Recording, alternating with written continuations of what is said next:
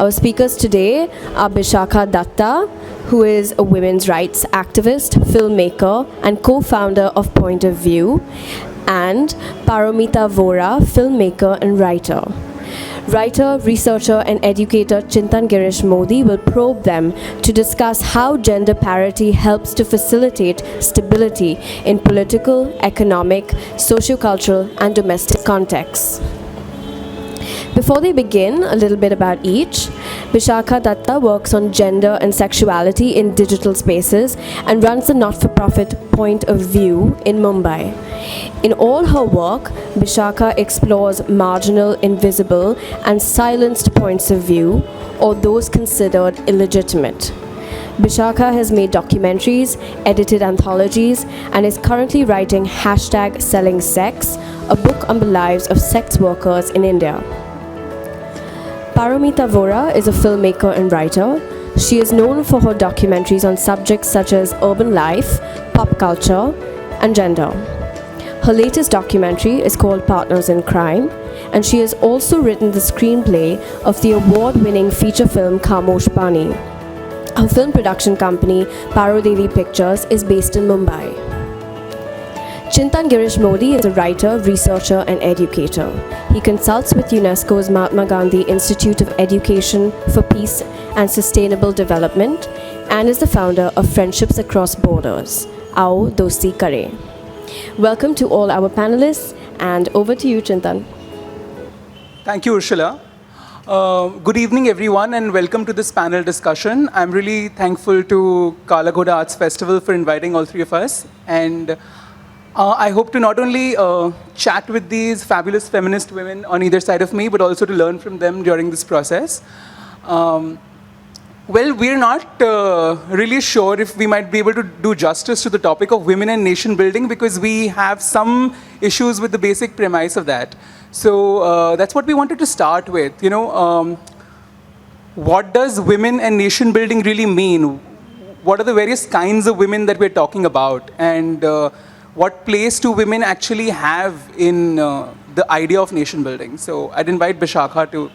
So I think when I think of women and nation building, my mind balks a little bit initially because it seems when we put it in those terms, we tend to think of it historically, right? We tend to think of it as something that has already happened rather than a process that is ongoing.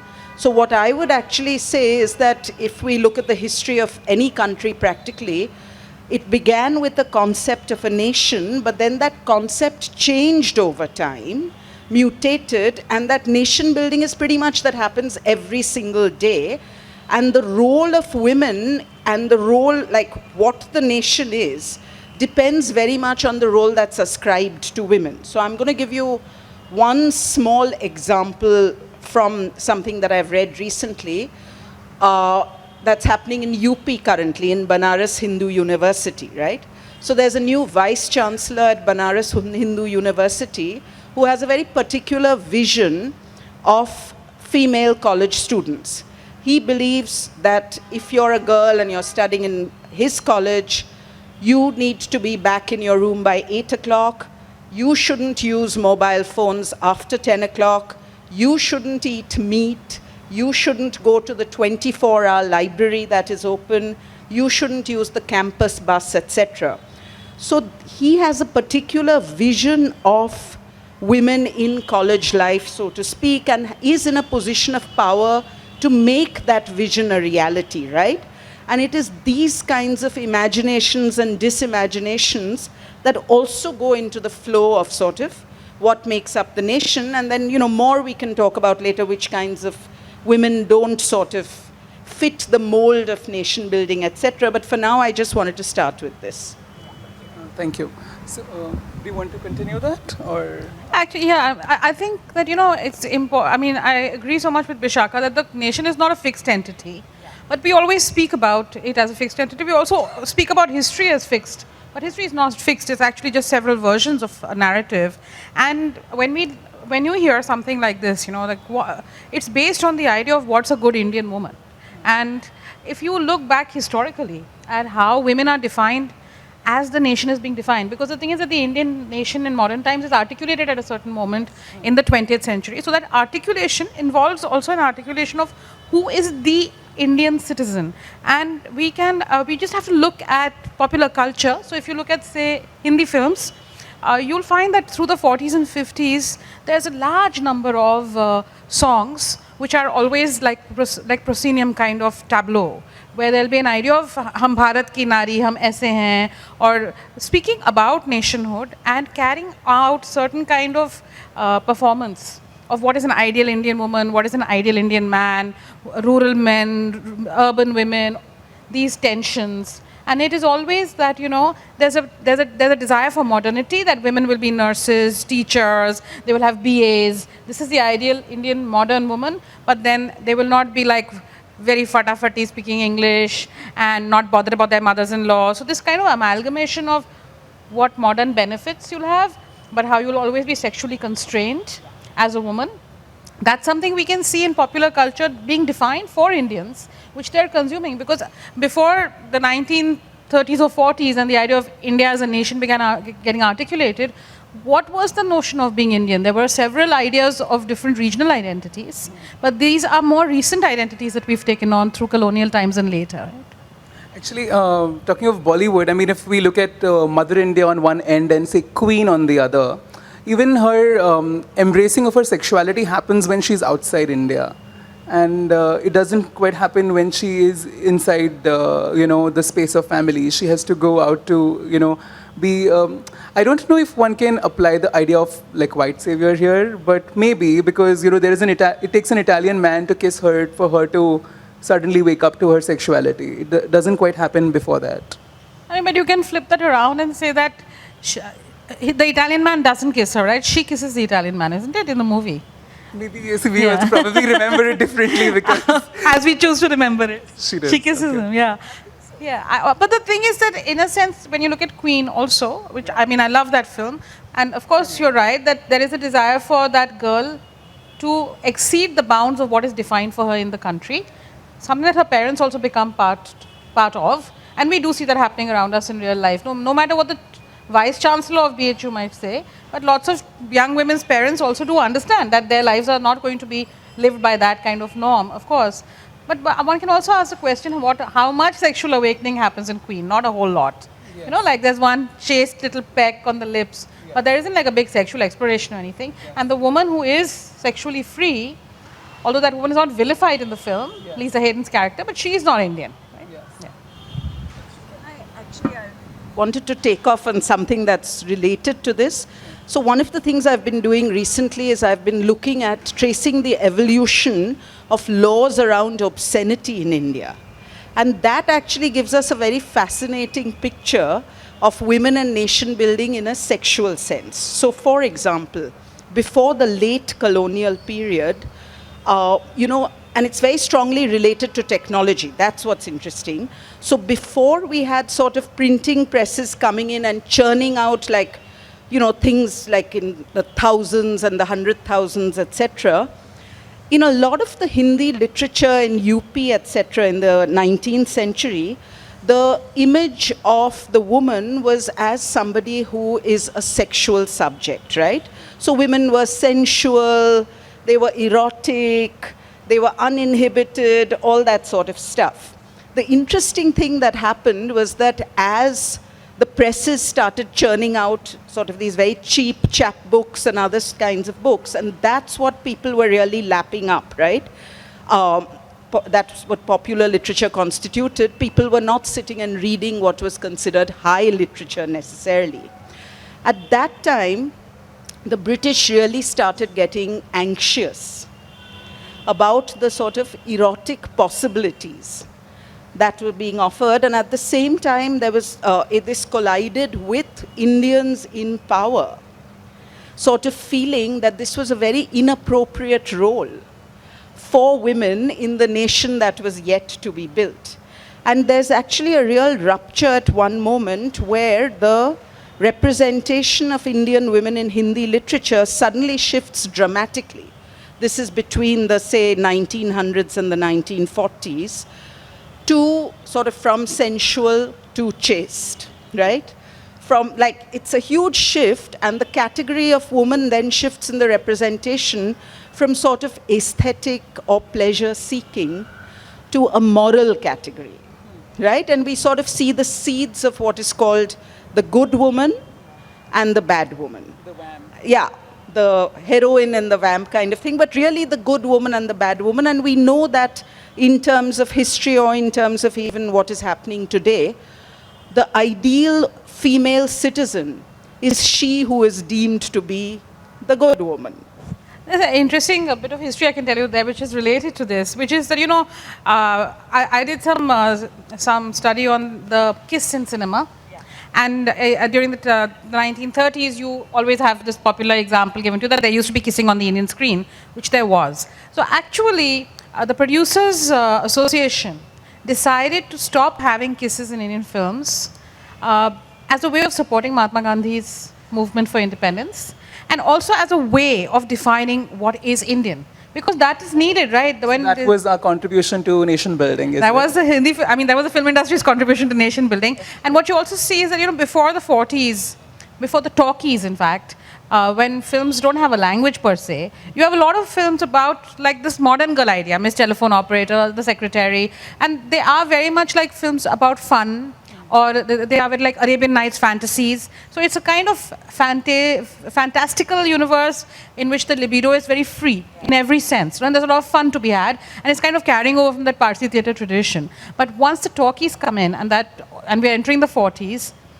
you have movies like Gunasundari, which is a very famous film. So that Gun Sundari, that somebody who is good from inside because of her virtues, and her husband is misled by all these women in the club who are anglicized, sees the error of his ways and comes back in. So you begin to see Hindi films are very similar to the Vrat Katha. That, there was a woman, her husband got misled by Western culture, by urban culture, by depravity. She suffered a lot, but she stayed steadfast. And finally, he came back, he saw the error of his ways and came back. And you see that tradition continues right into modern times, right? Like, you have a new goddess like Santoshima coming up in the 70s, always as a response to what freeing of so-called traditional culture is doing to create ideas about nationhood. Your piece on, connecting the kiss and Gandhi's movement actually makes me think of Lysistrata, that Greek play where, the women from both sides of a conflict decide to withhold sex, and that's what, because the men don't get sexual pleasure, they're not able to go and fight, and that's what the play is about.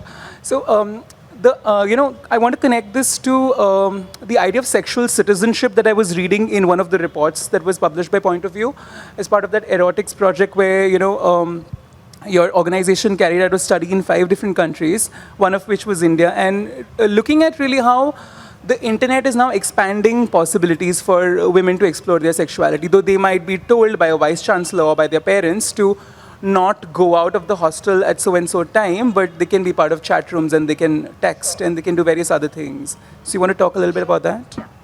Okay, so I think one of the things that in today's world we would really have to think about is that, of course, the nation is not built only in physical space.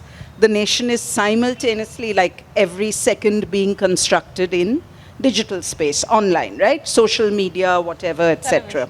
Yeah, television, etc. And there, I think some of the stuff that I've seen, which is interesting over the last few years, is I think,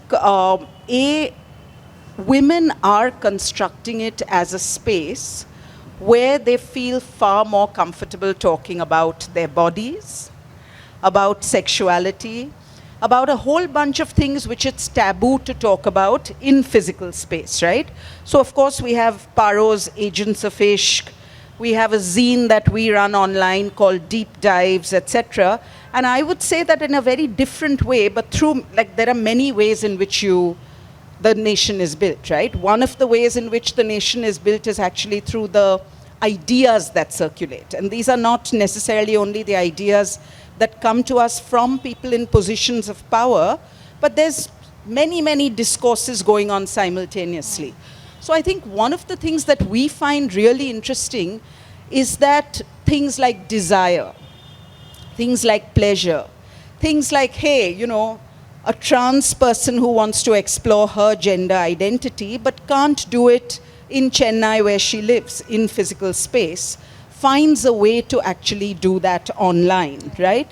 So there's a whole bunch of things, and I think there are really interesting possibilities, as well as we see actually a real convergence of the online and the offline when we think about sort of hashtags like the recent one, which is called I Will Go Out, right? Where women got together, girls and women across maybe 25 cities in India after the Bangalore mass molestations on New Year's Eve, and reasserted sort of the right to mobility in popular language, right? Which is I will go out. And that too is a strain that comes into the whole sort of big mosaic of nation building. Yeah, so I'd say that it gives us, but I also want to say that I think the online space, like the offline, is now mutating into this very weird space where you're constantly teetering and tottering between pleasure and danger, right? And we are also seeing that the forces of the state, governments, etc., are playing a huge role in really trying to control our speech in these places, as well as the terrains of what is permissible. Yeah. And I think one of the things that I do see is like some of the women who we work with at Point of View, say for instance women who are in sex work, women who are disabled, they have never had a role in the sort of construction of the nation except as sort of examples of what we don't want the nation to be, particularly in the case of sex workers, right? So there's all this, again, there you see some of the strains where sex workers themselves are speaking online and reconstructing the sort of imagined and the actual nation in that space.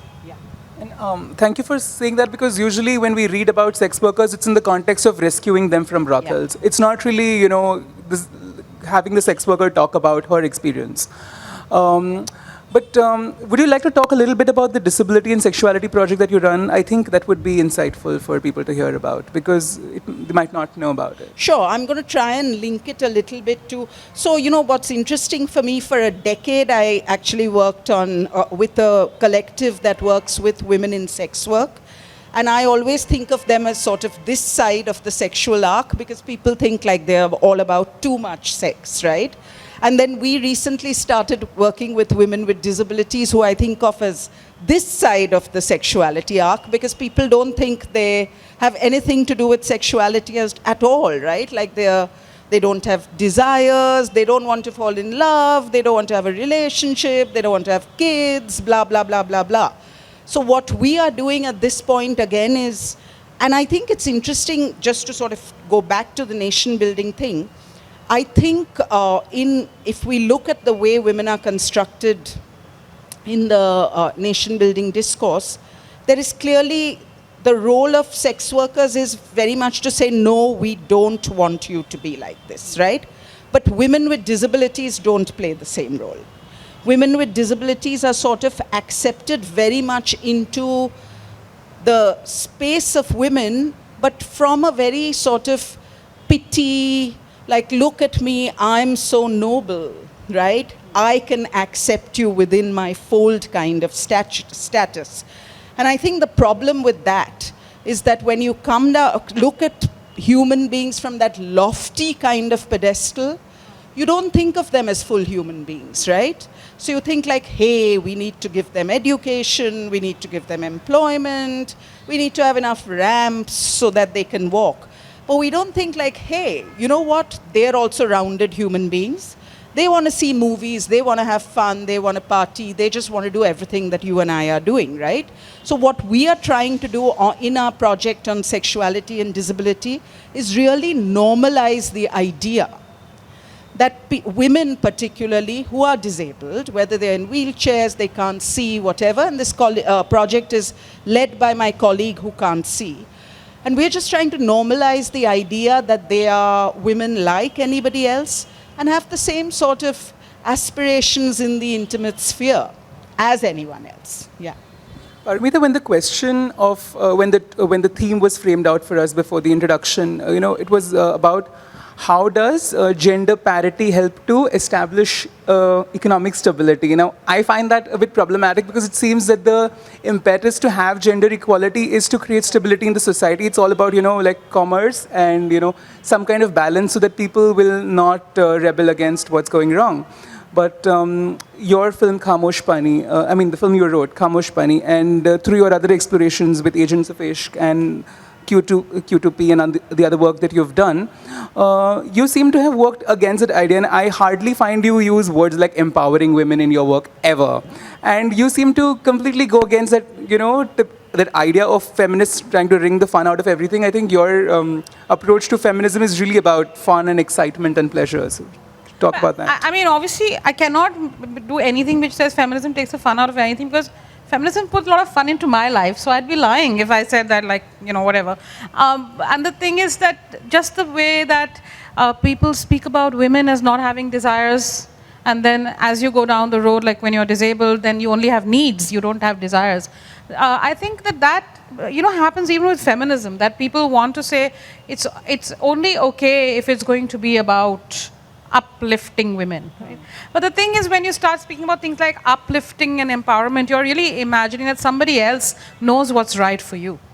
And that's not the aim of any kind of change or even a sense of power. It's about you being able to define your own journeys, right? So I guess, when you look at Khamosh Pani, what do you see? You see that partition happens, and first people want women to kill themselves rather than be abducted by the other side or raped by the other side, because that's a fate worse than death. So you have these stories of women jumping into the well, which we've seen in films like Tamas as well, in shows like Tamas. But what you have more interestingly is that a few years after partition, there is something called the Recoveries Act, which is instated, and it's a kind of pact between the two nations, India and Pakistan, that India and Pakistan will go and recover their women from the other side. And the woman doesn't have any say in the matter. It's not like they will go to women and say, well, you were abducted by a man, you got married, you've had children with him, you live with him. Do you want to go back to your family, which is in India or Pakistan? Nobody asked the women what they want, right? So this idea that there is, all nation building happens with an idea of homogeneity. And that is something to remember, that heterogeneity, even though we say unity in diversity, but we don't really work for heterogeneity that much. And when Vishakha is saying this thing that the nation is also online, I think commerce is a very important part, has an important part to play in the homogenizing influence of what's online, right? So that you continuously convert a place which is of articulating desires and difference into something homogenized, which is to be used for the benefit of society. So for example, we will save the internet because it's really good for startups. But we're not going to save the internet because people can talk about their sexual desires, or they can make beautiful art or whatever else, right? So you're always kind of creating this imperative. The idea of economy is just another idea of the nation, right? We have to save the economy of the nation, so we must keep the internet free. We must not keep the internet free because freedom is an important notion that we should present to all people who live in this thing called the nation, right? So you see that then the internet begins to be used for the same logics, like take a selfie with Beti. The selfie, which is sexual, which people take pictures of themselves having fun. That is the origin of the selfie. The people take pictures of themselves looking hot, right? All of this suddenly starts being called sleazy, and it gets sanitized into selfie with Beti, which if you saw the selfie with Beti campaign, almost all the selfies were fathers with daughters, right? They're not selfies of mothers and daughters. That's also interesting, because it's like the father will take care of the daughter. The daughter then is not a sexual being. No? She's an infantilized, not yet a sexual being person. Right? Can I just... Sure. I just want to come into something which is sort of very related and also goes to your sexual citizenship point, which I think I forgot to talk about. So, this whole empowerment thing, it drives me crazy, and I'm going to talk about it in the context of the internet and women. So, for example, I go to a lot of internet rights conferences around the world, right? And there's a lot of talk about the digital divide, which is that there are far more women or men online than there are women or trans individuals, right? But the way that bridging the digital divide, or the way that getting more women online is talked about, is always in instrumental terms. It's always that same sort of empowerment thing, right? Like, we must bring women online so that they can better themselves, so that they can learn more skills, or they can earn more income, or they can get educated, or they can get the benefits of global markets or whatever. Now, don't get me wrong, I'm not saying there's anything wrong with all that. But hey, you know what? Maybe women just want to come online and like play some game, right? Like Just. So I think part of the problem with not thinking of people as full human beings, and this we really see this, is even the whole concept of access to the internet, where women are concerned, is now being talked about in terms of good access and bad access. So good access is basically the, you know, homework करने के लिए इस्तेमाल किया था internet. Yeah. I don't know my class assignment. Yeah. It's the digital equivalent of the ideal citizen, right? Like you will only, and it always applies only to women. It's like you will get into the space so that you can do like this 1 to 10 boring things that we think you should do. Yeah. But not just for fun. Yeah. And I think like one of the hard dangers of this idea, you know, and that Q2P explores in some sense, but then there would be other things that Bishaka's organization works on, which she can tell you more about, which is that if you are not that ideal citizen who is involved in homework karne wale empowerment activities, then anything that happens to you is your problem. You sent a nudie to a boy and he put it online and he's blackmailing you without your consent. Well, you shouldn't have taken a nudie. What kind of girl takes a nudie? Not an Indian girl. So I don't think she needs our help as an Indian citizen, right? You're outside just roaming around on the road for no reason whatsoever, like daydreaming and walking, and you want to use a toilet. Now you think that I should give you a toilet to use. No need, right? So the thing is, like, when I was researching Q2P and you'd ask people, how come toilets are closed after 9:30, 10 at night? No, because we don't want to encourage sex work. I mean, first of all, the number of I-means you might say in response to anything that anybody tells you about, how women are supposed to deal with, also how women receive all the benefits of citizenship, right? That you will not be, if you go outside that boundary of what is the right thing, the purposeful thing to do, if you just have fun, if something happens to you, you have brought it on yourself. Don't ask us to take care of you now. And that is something you'll find from sexual harassment to rape to molestation, and then also, of course, the stuff that happens online to women, all online harassment. And there are so many cases also of women gamers, for example, right? So if you're going to be online doing some campaign that people feel is nice, ladkiyan kuch kar rahi hain, unko bhi aage badhna chahiye. If you fit into that thing, it's fine. But if you're going to be gaming or doing things that boys see as their terrain, you also receive a huge pushback from the men who think that the internet is their place to play, or the city is their place to play, not your place to play. Thing where I feel like women are constantly being mobilized for some end, rather than just being ourselves. Yeah. Chalo sathiyon. Yeah. Essence of citizenship is belonging, but belonging on your terms, not belonging to serve some imagined greater good or some whatever or some whatever. So I think this is like a serious, serious problem.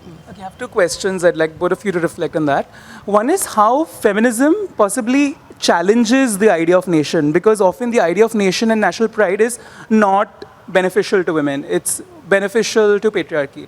So here I'm thinking of, the work that Violet and Girls at Dhabas have been doing recently, where feminists from India and Pakistan have been going out and reclaiming public spaces as part of, not just as part of I Will Go Out, but even before. And even earlier, there are several South Asian feminist organizations have been involved in, fighting nuclearization or war, coming really together for several of these things. So one's that, what do you think about that? The other is, what kinds of conversations do you have with previous, let's not say previous, I mean, some of them are still, many of them are still around, older generations of feminists and younger generation, I don't think of you as old, and younger generation of feminists. So, both of you are not limited to the binary of men and women in your work. You talk a lot about queer identities. Your website explicitly mentions trans people. A lot of women's organizations talk only about men and women as, like one blanket category. So do you think the people who work in these women's organizations or who are in the feminist movement have changed, and therefore the idea of feminism has expanded over the years? Or do you feel that some people are like, Paramita and Bishakha are taking away from the agenda of the feminist women movement, which is upliftment and empowerment? What kinds of conversations do you have? Okay, let me go with this part of it first. I mean, frankly, Look how decently we are dressed. What are you talking about? yeah. The good thing it's winter, yeah. But you know what, honestly, to take your question sort of like as I really feel it, I feel all said and done, I'm deeply aware of a sense of legacy, right? Yeah. And I mean, first of all, we know that there are many different kinds of feminisms. Let me say that I'm over 50. I feel like I'm in some older category already, but thank you for the compliment, yeah. Well, I didn't know that. Yeah, no, but the thing is, what I want to say is that, you know, for me, like when I was, I don't know what, 17 years old in 1980, that's when what we consider the Indian women's movement, in a sense, the modern form of it began, right? Around a rape case of a tribal girl called Mathura and a judgment which didn't recognize that as rape, which outraged like 4 women who wrote this open letter, etc. And then it sort of snowballed. So to be honest, whenever I think of these kinds of roots and really just a movement built on the rage of individual women who refuse to accept this conditional kind of status, I feel a deep sense of roots, legacy, gratitude, etc. I can tell you honestly that the biggest tussles our organization has had with the women's movement at large has been on the question of sex workers' rights, right? Because there is a deep discomfort with looking at women in sex work as workers, like other workers. And this, of course, is not confined to the women's movement or to feminists. This is, first of all, a global feminist dialogue. And secondly, it's a deep source of discomfort across society. Yeah? That said, I will say that I do think over the last 20 years, we are seeing like, you know, if you think of that as the root, you see many, many different branches of feminism, right? I think a lot of women are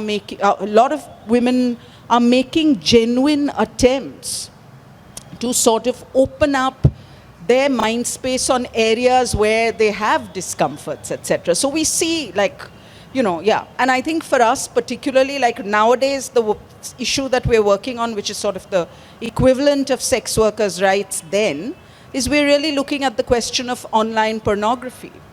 And again, our position is, you know, of what I would call a progressive position, right? In the sense that we feel that we can't think of online pornography or any pornography as inherently evil, etc. So we're having those same conversations, but to be honest, there are many streams, many feminisms, this, that, etc. And at this point, I feel more than anything a deep sense of fondness and gratitude. I mean, I would echo what Bishakha says. I think that, you know, there's an importance in having a sense of legacy, in knowing something about why you have what you have and what went into making up who you are, right?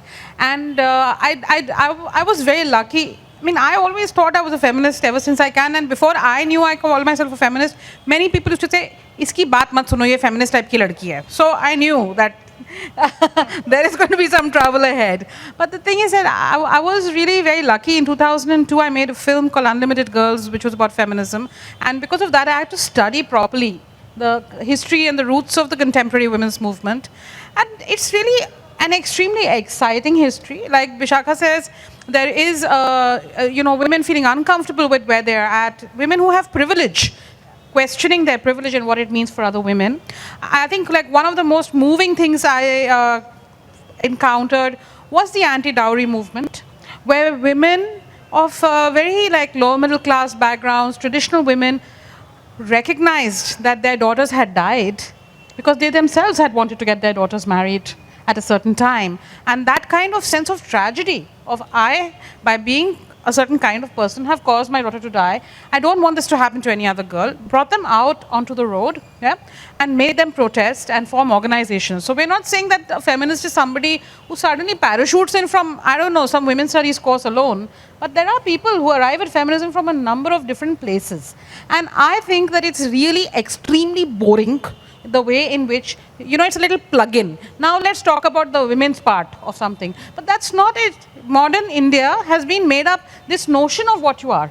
as a modern person has been made up of these movements. So somebody else didn't come and tell us that, look, asking for dowry and killing women because they didn't bring dowry is not something that we want to incorporate into our self-image of who we are as a people, right? That is something that was contributed to the idea of India and the nation by the women's movement. And I think it is important to start talking about history in that way and not speak about the women's movement in an atomized fashion, which is what we are always doing.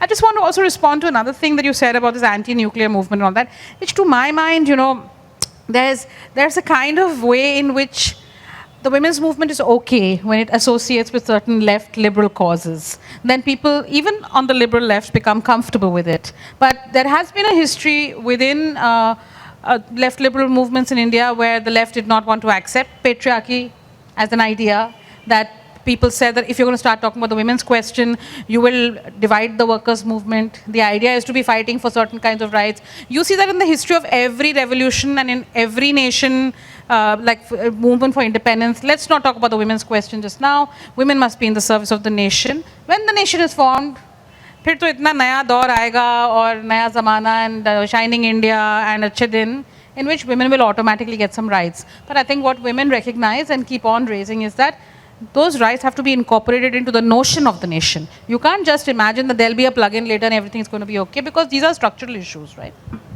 Can I just add again one more?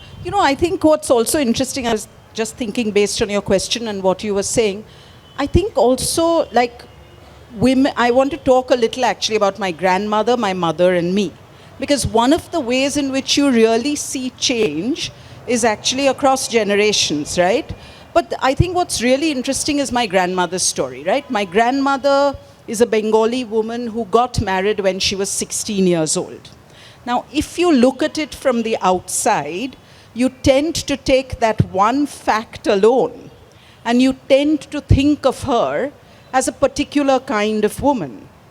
The truth is, I consider my grandmother one of the strongest women I know, simply because she had a very clear idea of who she was and what she wanted to be, right? So what I'm trying to say in a very circuitous way is that even outside of the bigger discourses around nation building, etc., there are many other little things that happen, and women also start thinking about who is it that they want to be. And that also contributes to that bigger sort of pool, right?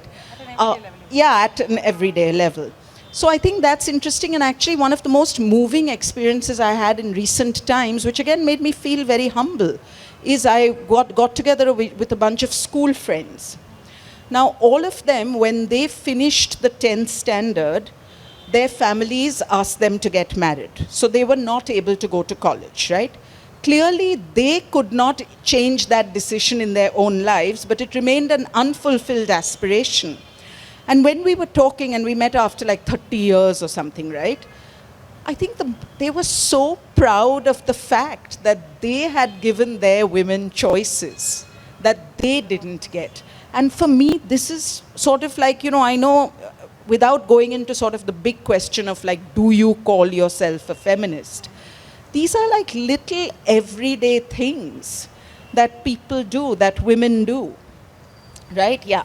And it's the same for also who is an Indian, At the time that I was researching Unlimited Girls, there was an exhibition doing the rounds of women in India from 1920 or 1910 to 1947 or something like that. It was a very exciting exhibition of beautiful black and white photos. If it's a black and white photo, it's automatically exciting, right? So I also went to see it, and I remember looking at the pictures and thinking like, actually, you know what? I don't see my grandmother in these photos, because my grandmother was a movie actress. She was divorced in the 1950s.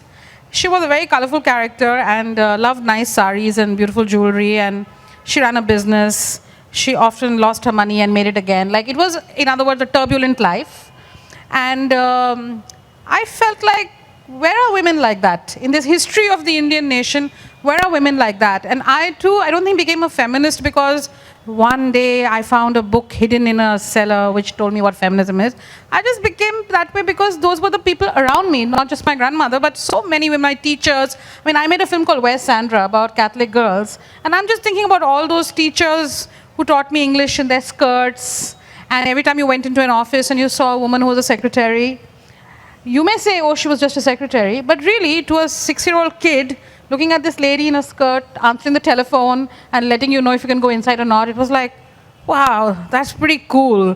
I should be like that, you know? So I'm saying that sometimes just individual lives lived around you give you such a sense of possibility, and that is exactly what Vishaka is saying, that is also how feminism is created, and that is also how the nation is created. No?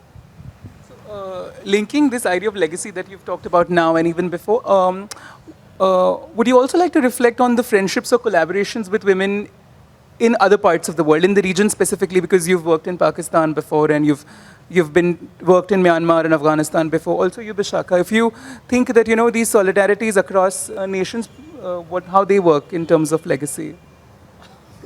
I don't across nation. I'm obviously a non-serious person, and Chintan is exposing all my non-seriousness with these very serious questions. I can only say one thing, that there is something culturally, when you go into, Afghanistan's very different. I went to Herat, not even to Kabul, so you're closer to the Iran border, and it's a more Persianized culture. And yes, I was in Myanmar recently, which is not that similar to India in many ways culturally, but I think there is something. In the region, you do experience a kind of emotional commonality, for sure. And there is a certain joyfulness in those collaborations.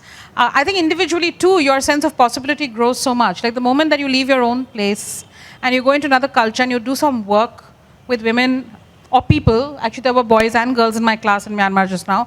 When you do work with people from another place, you realize that there is a word that I wouldn't use very easily, but there is a universal idea of wanting to be free, of wanting to define your life, of exchanging things, learning from each other, getting the same thing that it is kind of nice to think that you can be a teacher and somebody else will look at you and think like the same thing I thought when I looked at a secretary, right? Like, oh, that's awesome. I can also do that. So to be able to do that together, there is a sense of sisterhood and all that other corny, cheesy, warm and fuzzy. There's a word called Behen Chara now. Behen Chara. Yeah, well, I don't know about that because it sounds a bit lachar. But it is beautiful to be able to work across those borders, recognizing your differences. That's also exciting. It's not hum sab ek hain.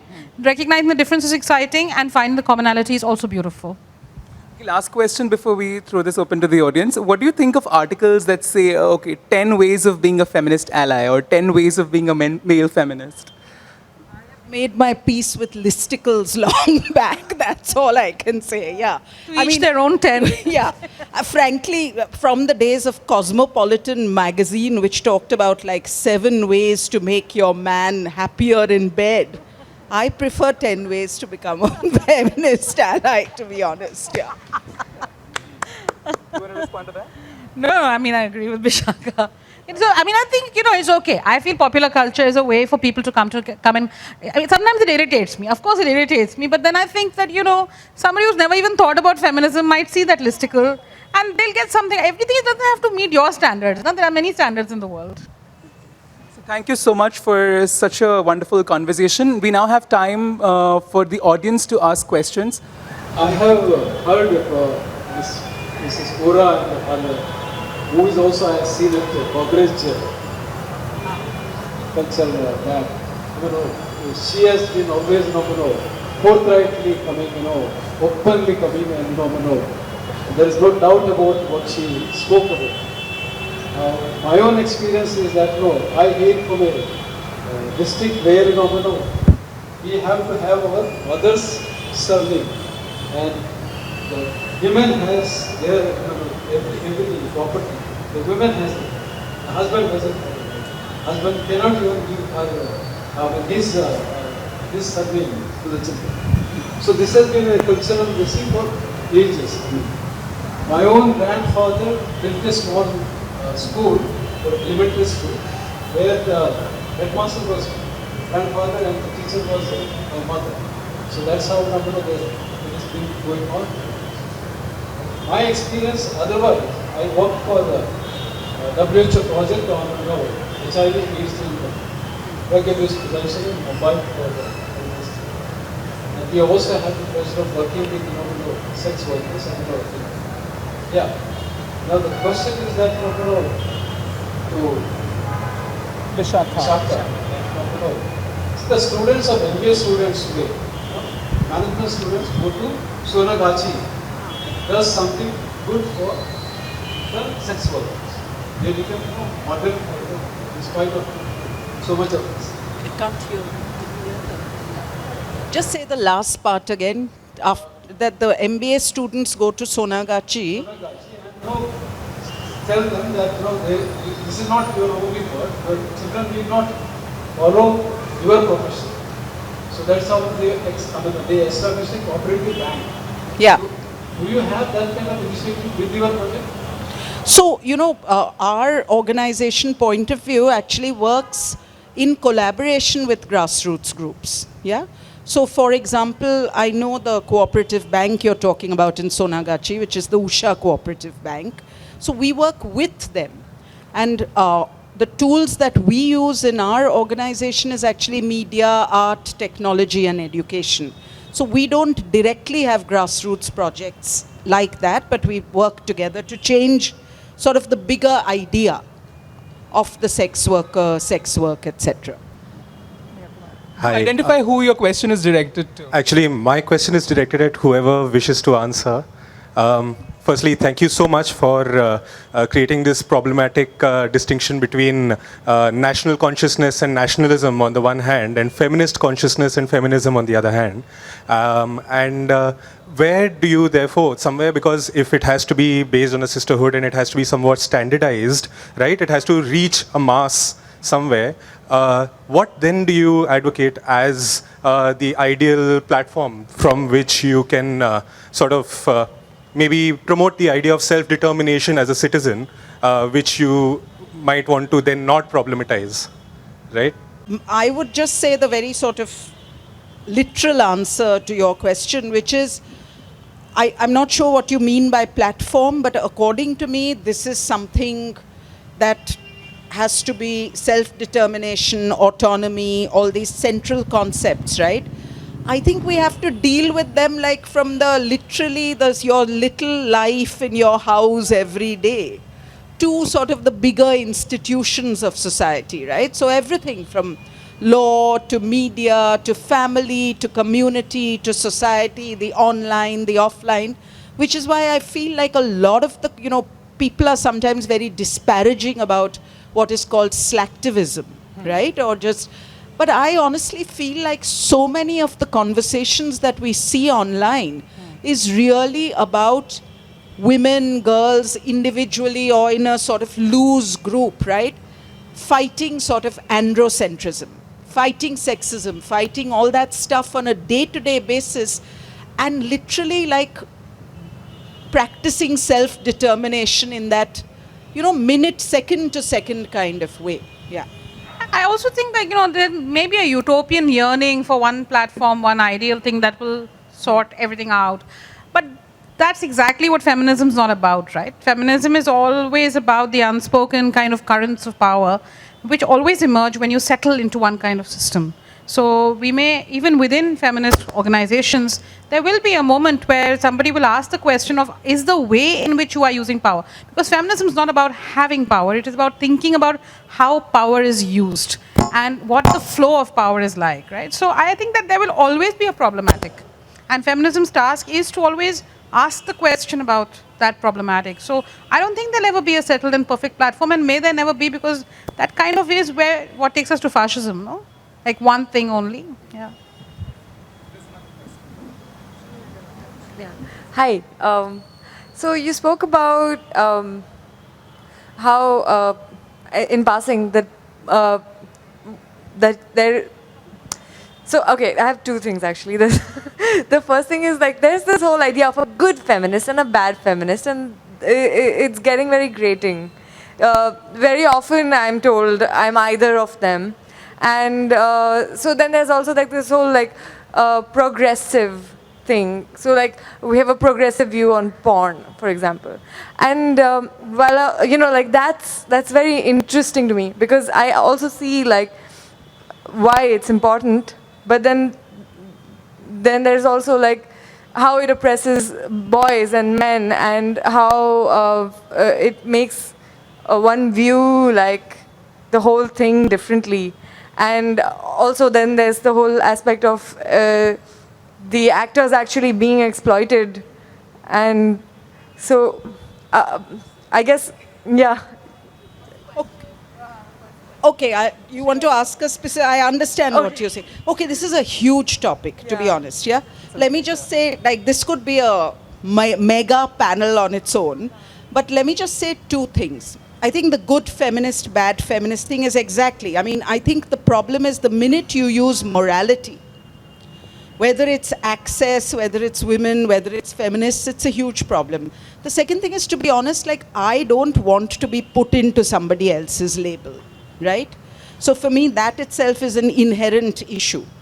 The thing with, I wish I hadn't actually dropped the word progressive, because I think, I don't like using that kind of adjective around anything. But the second thing is, I think all I was trying to do was shortcut and say that sometimes if you're sitting on a platform and you're talking and you're a feminist and you say porn, there's an assumption that you are against it. And all I was trying to say is that, my personal view, very shortcutted based on what you're saying, is that I am against what are the actual harms of pornography. And by actual harms, I mean non-consensual production, distribution, etc. I am not against what I consider the imagined harms of pornography, right? And of course, there's a blur between the two. And I think in this day and age, with technology being what it is, pornography has produced a great deal of anxiety. Some of it relates to the representation of sexuality. Some of it just relates to a discomfort seeing nude bodies, yeah? And some of it is actually related to a basic discomfort with sex. I'm not referring to you, I'm just referring to like the world in general. So I was just trying to say that I don't sort of come from don't assume I come from that position, that's all, yeah. I'm going to be the bad, almost older feminist and say that I think like a lot of the time I hear people asking, I mean, every time that I do a talk, excited and enthusiastic young people come and they say to you, is there a place where I can go and I will come to know all about feminism? Can there be a list which will tell me what's good and what's bad? And the short answer is no. No. Yes. I mean, that's why we're feminists and not BuzzFeed, right? So the thing is that there is no easy way. When something matters, it's rarely easy. Feminism is a kind of process of inquiry, and one should stop thinking of it as an army that you enlist in and you'll be told clearly what to do and what not to do. That is the glory of it, and that's the difficulty of it, and that's why people don't like it, because it's difficult. But you learn by doing it. You learn by finding out. The act of finding out, exploring and learning allows you to bring your own thinking into and to join it to what has gone before and what's going on around you. So yeah, I don't know about good feminists and bad feminists, but hardworking feminist gets my vote. So thank you very much for coming to this conversation, and thank you, Bishakha and Paramita. Thank you, Chintan.